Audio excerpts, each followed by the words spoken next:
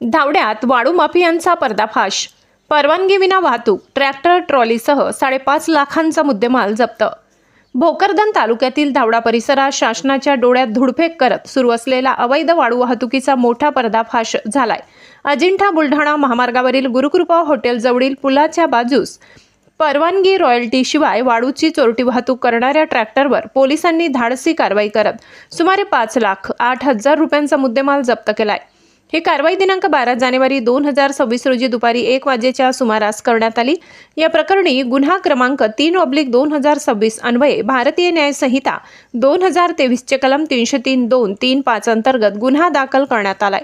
या प्रकरणातील फिर्यादी गणेश किसनराव निकम वय 36 व्यवसाय नोकरी राहणार पोस्ट पारत यांनी दिलेल्या माहितीनुसार आरोपी मंगेश रमेश धनवई वय 23 ट्रॅक्टर चालक, अजय रवींद्र सपकाळ वय 22 ट्रॅक्टर मालक राहणार दोघेही धावडा तालुका भोकरदन हे शासनाची कोणतीही परवानगी अथवा वाळू वाहतुकीची रॉयल्टी नसताना वाळूची अवैध वाहतूक करताना रंगेहात आढळून आले.